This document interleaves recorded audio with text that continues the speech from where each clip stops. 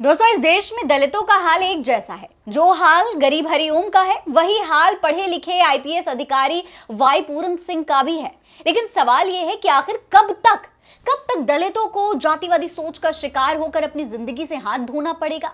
सलाम नमस्ते, मेरा नाम फरहीन अंसारी है और ये खबर आप मेरे official channel Farheen Ansari official पर देख रहे हैं। दोस्तों, हरियाणा के सीनियर आईपीएस अफसर वाई पूरन कुमार ने मंगलवार को खुद ही की जान ले ली। उन्होंने चंडीगढ़ के सेक्टर 11 स्थित अपनी कोठी में खुद को गोली मार दी।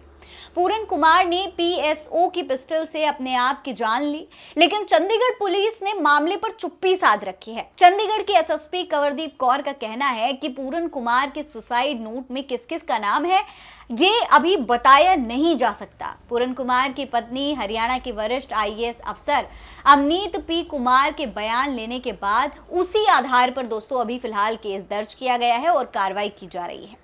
हालांकि चंडीगढ़ पुलिस से जुड़े सूत्र बताते हैं कि पूरन कुमार के पायजामे की जेब से 8 पेज का एक सुसाइड नोट मिला है, जिसकी कुछ कॉपीज सोशल मीडिया पर वायरल हो रही हैं। देखिए, ये तमाम पन्ने हैं जो उनके सुसाइड नोट के बताए जा रहे हैं, जिसमें उन्होंने 30 से 35 आईपीएस ऑफिसर्स और कुछ सीनियर आईएएस अधिकारियों पर प्रताड़ित करने का आरोप लगाया है। यह भी लिखा है कि हरियाणा के डीजीपी रैंक का एक अधिकारी उन्हें बार बार नोटिस भेजकर बेवजह परेशान भी कर रहा था। पूरन कुमार ने अपने सुसाइड नोट में जातिवाद, पोस्टिंग में भेदभाव, एनुअल कॉन्फिडेंशियल रिपोर्ट एसीआर में गड़बड़ी, सरकारी आवास नहीं मिलने और प्रशासनिक शिकायतों, मुकदमेबाजी के चलते परेशान होने का जिक्र भी किया है।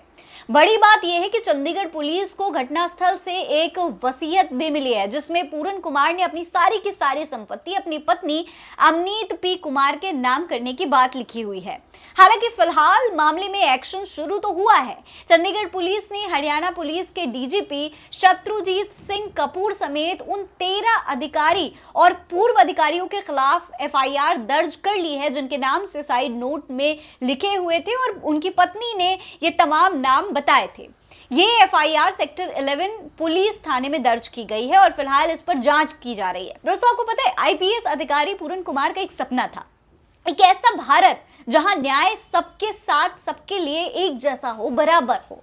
उन्होंने हमेशा ईमानदारी और संवेदनशीलता के साथ काम किया, लेकिन सिस्टम में फैले जातिवादी भेदभाव ने उनके आत्मसम्मान को बार बार ठेस पहुंचाया। पूरन कुमार ने कई बार अपने वरिष्ठ अधिकारियों के खिलाफ जातिगत उत्पीड़न करने की शिकायत की थी, पर हर बार उन्हें चुप करा दिया गया। उनकी प्रमोशन फाइलें रोक दी गई, सीनियरिटी छीन ली गई और उन्हें मानसिक रूप से बार बार प्रताड़ित करने की कोशिश की गई। आखिरकार उन्होंने ये अन्याय बर्दाश्त नहीं किया और फिर इस ईमानदार ऑफिसर की जो आवाज थी वो हमेशा के लिए खामोश हो गई। सोचिए दोस्तों, अगर एक आईपीएस अफसर तक को जातिवादी अपमान का सामना करना पड़ा है, वो अपने आप को नहीं बचा सकता है, तो आम नागरिक किस हाल में होगा, किसके सहारे होगा।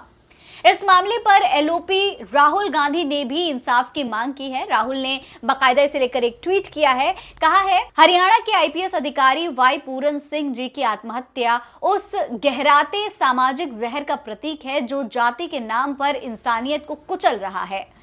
जब एक आईपीएस अधिकारी को उसकी जाति के कारण अपमान और अत्याचार सहने पड़े, तो सोचिए आम दलित नागरिक किस हालत में जी रहा होगा। रायबरेली में हरिओम वाल्मीकि की हत्या, सर्वोच्च न्यायालय के मुख्य न्यायाधीश का अपमान और अब पूरन जी की मृत्यु, ये घटनाएं बताती हैं कि वंचित वर्ग के खिलाफ अन्याय अपनी चरम सीमा पर है। बीजेपी आरएसएस की नफरत और मनुवादी सोच ने समाज को विष से भर दिया है।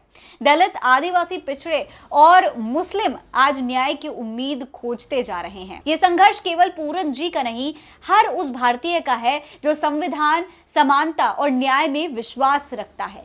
वहीं इस पूरे मामले पर प्रियंका गांधी ने भी ट्वीट किया है। उन्होंने लिखा है कि जातीय प्रताड़ना से परेशान होकर हरियाणा के आईपीएस अधिकारी वाई पूरन कुमार जी की आत्महत्या से पूरा देश स्तंभ है। देश भर में दलितों के खिलाफ जिस तरह अन्याय, अत्याचार और हिंसा का सिलसिला चल रहा है वो भयावह है। पहले रायबरेली में हरिओम वाल्मीकि जी की हत्या, फिर मुख्य न्यायाधीश का अपमान और अब एक वरिष्ठ अधिकारी की आत्महत्या ये साबित करती है कि भाजपा राज दलितों के लिए अब शाप बन गया है। चाहे कोई आम नागरिक हो या ऊंचे पद पर बैठा हो, अगर वो दलित समाज से है तो अन्याय और अमानवीयता उसका पीछा नहीं छोड़ते। जब ऊंचे ओहदे पर बैठे दलितों का ये हाल है तो सोचिए आम दलित समाज किन हालात में जी रहा होगा। वहीं इस पूरे मामले पर कांग्रेस प्रेसिडेंट मल्लिकार्जुन खड़गे ने भी ट्वीट किया है। उन्होंने लिखा है कि भाजपा का मनुवादी तंत्र इस देश के एससी, एसटी, ओबीसी और कमजोर वर्गों के लिए एक अभिशाप बन चुका है। हरियाणा के वरिष्ठ दलित आईपीएस अधिकारी एडीजीपी श्री वाई पूरन कुमार की मजबूरन आत्महत्या की खबर न केवल स्तंभ करने वाली है बल्कि सामाजिक अन्याय, अमानवीयता और संवेदनहीनता का भयावह प्रमाण है। परिवार के प्रति मेरी गहरी संवेदनाएं हैं। पिछले 11 वर्षों में इस देश में भाजपा ने मनुवादी मानसिकता इतनी गहरी कर दी है कि एडीजीपी रैंक के दलित अधिकारी को भी न्याय और सुनवाई नहीं मिल रही है। इस तरीके से मल्लिकार्जुन खड़गे ने भी दोस्तों ये ट्वीट किया है। सबसे बड़ी बात यह है कि ये सिर्फ एक व्यक्ति की हत्या नहीं है दोस्तों, बल्कि पूरे समाज की बीमारी है जो इस वक्त खुलकर सामने आ रही है। दोस्तों ये घटना एक तरीके की चेतावनी है कि जातिवाद सिर्फ राजनीतिक दलों या समाज तक सीमित नहीं रह गया है अब, बल्कि प्रशासनिक ढांचे तक को जातिगत जहर ने संक्रमित कर दिया है। इससे आपको बचने की जरूरत है, अपने आसपास वाले लोगों को बचाने की जरूरत है। सोचिए जब एक उच्च शिक्षित वर्दीधारी अधिकारी जाति के कारण अपनी गरिमा से हार जाए तो हमें सोचने की जरूरत है कि आखिर हम कहां जा रहे हैं। इस पर आप क्या कहेंगे? कमेंट बॉक्स में लिखकर हमें जरूर बताइएगा। जय हिंद, जय भारत।